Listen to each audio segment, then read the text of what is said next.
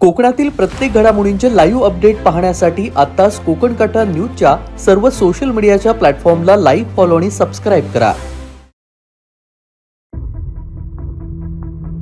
चिपळूण तालुक्यातून एक धक्कादायक घटना समोर आली आहे.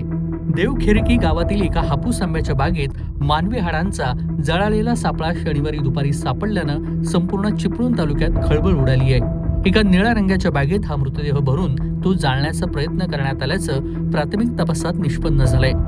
आरोपीला शोधणं हे सध्या चिपळूण पोलीस प्रशासनासमोर मोठं आव्हान उभं आहे. रामपूर हद्दीतील देवखेरकी परिसरात एका क्रूर हत्याकांडाचं भीषण वास्तव समोर आलंय. एका हापूस आंब्याच्या बागेजवळ जंगलात मानवी हाडांचा जळालेला सापळा आढळला. प्राथमिक अंदाजानुसार हे अवशेष 12 ते 13 वर्ष वयोगटातील एका मुलाचे किंवा मुलीचे असण्याची शक्यता आहे. निळ्या रंगाच्या बॅगेत मृतदेह कोंबून पुरावा नष्ट करण्याच्या उद्देशानं तो पेटवून देण्याचा प्रयत्न करण्यात आल्याचं पाहायला मिळत आहे. या घटनेमागील खरी गुंतागुंत 1.5 महिन्यापूर्वीच सुरू झाली होती. बागेत काम करणाऱ्या एका मजुराला त्यावेळी हा मृतदेह दिसला होता. मृतदेहाचे डोके बॅगेच्या बाहेर होते आणि अवस्था अत्यंत भीषण होती. मात्र प्रचंड भीतीपोटी या मजुरानं तब्बल 1.5 महिना कुणालाही काहीही सांगितलं नाही. अखेर मनावरचा ताण असह्य झाल्यानं त्यानं बागेच्या मालकाला ही सर्व हकीकत सांगितली आणि हा भीषण प्रकरणाचा उलगडा झालाय. या घटनेची माहिती मिळताच पोलीस निरीक्षक मेंगडे यांच्या नेतृत्वाखाली चिपळूण पोलीस तातडीनं घटनास्थळी दाखल झाले होते. 1.5 महिना उलटल्यानं मृतदेह पूर्णपणे जळून त्याचा केवळ सांगाडा उरलाय.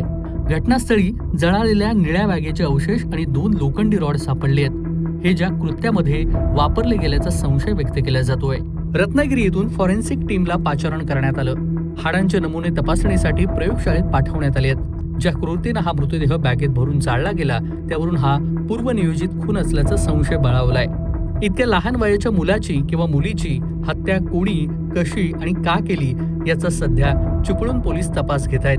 जिल्ह्यातून किंवा आसपासच्या भागातून कोणी बालक बेपत्ता आहे का याचा शोध सध्या पोलीस घेत आहेत. या घटनेमुळे मात्र रामपूर देवखेरकी परिसरात भीतीचं सावट पसरलेलं असून गुन्हेगाराला लवकरात लवकर बेड्या ठोकण्याची मागणी सध्या नागरिकांनी केली आहे. कोकण कट्टा न्यूज, चिपळूण, रत्नागिरी.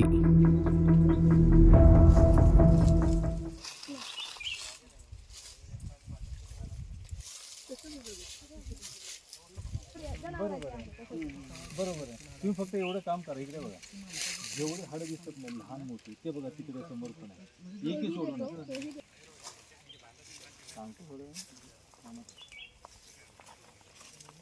पाठीमागून बघायचं. पाठीमाग